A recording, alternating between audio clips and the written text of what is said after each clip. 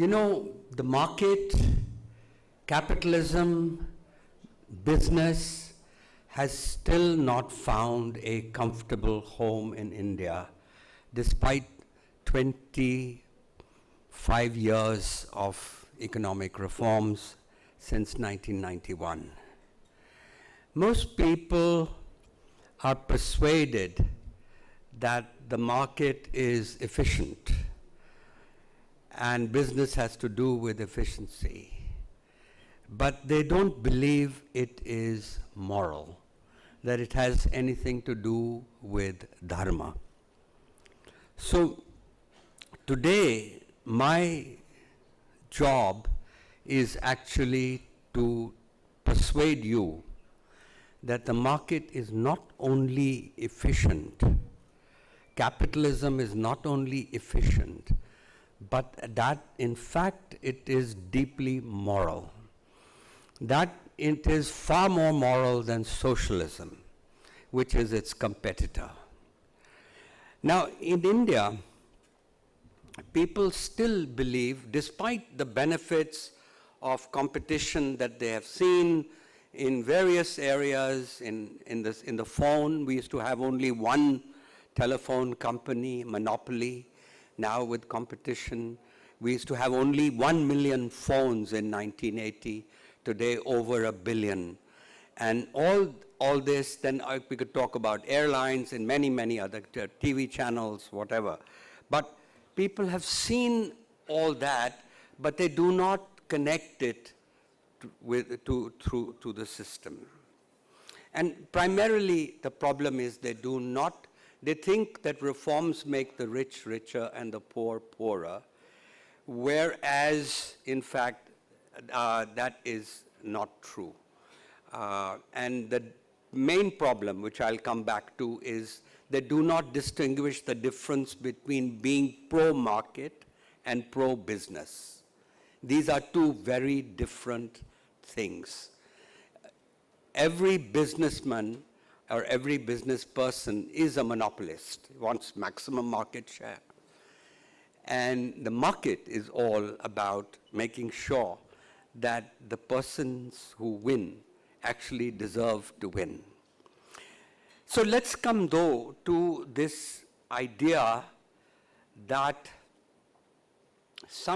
in fact the market itself is moral, and dharma-like behavior actually improves competitiveness in the market. So since this is sponsored by the competitiveness people, it is appropriate that we should start here. I'll give you an example. Nearby here to the Taj Hotel is the Khan Market. In Khan Market is a mango seller. This is a woman who's been selling me fruit for 25 years. And one day, I went to buy mangoes 2 summers ago, and I suddenly saw the price, and I said, "These are really expensive." She said, "But these are really good." And so I believed her, and I bought 1 dozen mangoes at a huge price. We had some very special, my grandchildren were coming, so we definitely wanted a treat for them. And you know, when we went home, the mangoes turned out to be bad. And so immediately my wife told 10 people what had happened. Those 10 people told another 10 people, and very soon the market punished her because everybody had some story to tell about her, about misclaiming the quality of her fruit. And therefore, she lost market share very quickly to her competitor. And ever since that incident, we have never gone back to buying from her. In fact, she is in serious trouble. So the point here is that a a seller in the market immediately knows that he's not selling only for once, that there'll be repeat purchase. And if you want to get the customer to come back, you have to be honest. And being honest is dharma, satya. It's satya. And therefore, satya gives you competitive advantage.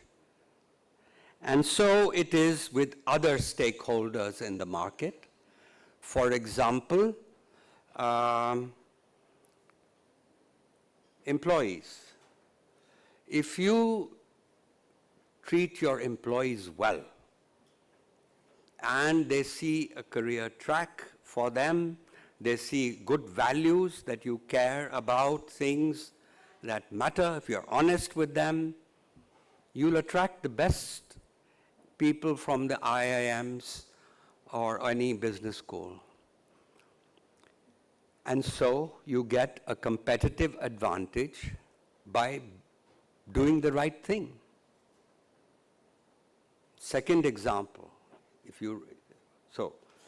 be honest with your customers, respect your employees, that's what they tell us. 2 stakeholders. Third stakeholder, every company has the temptation to squeeze its supplier. You ask a purchase manager why he exists. And the trouble is that if you squeeze the supplier hard enough, then what you will get, squeeze on price, what you will get is a defective component, which will go in your product and which will actually hurt you in the market.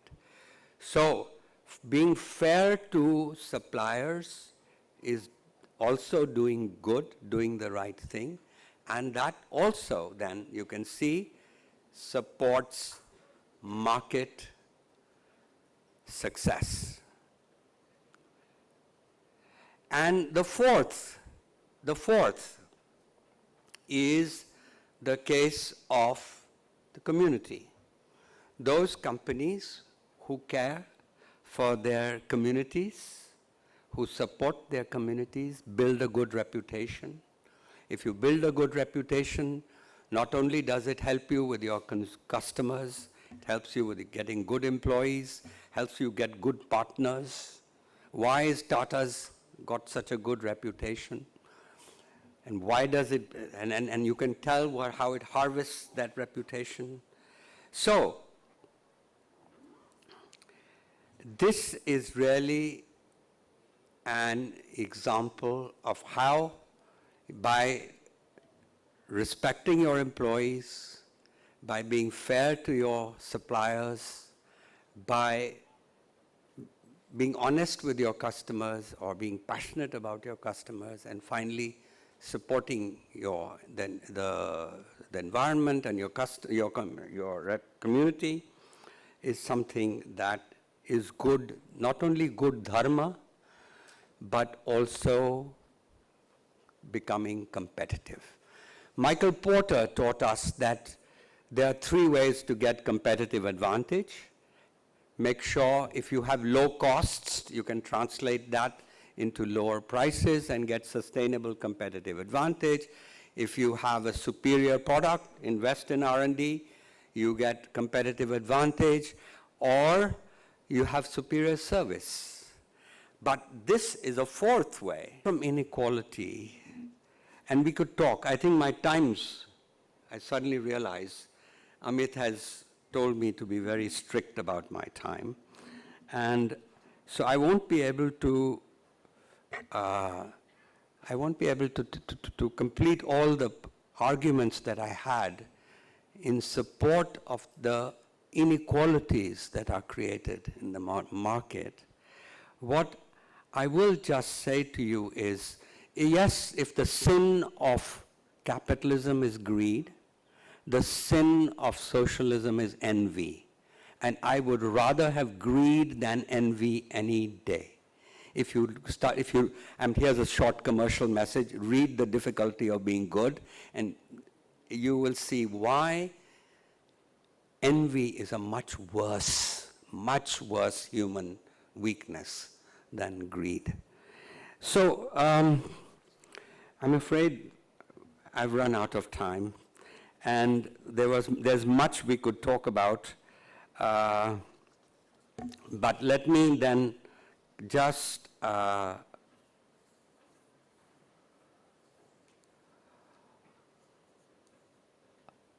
let me say that one of the problems in being in a democracy is the fact that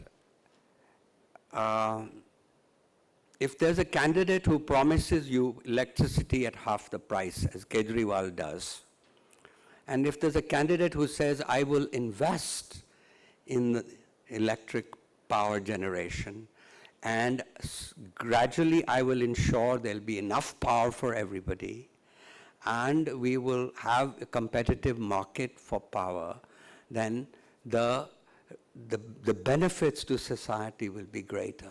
Well, the voter will say immediately, I'd rather have half-price electricity tomorrow because you may not be around in 5 years, after 5 years, when the benefits of the market will come.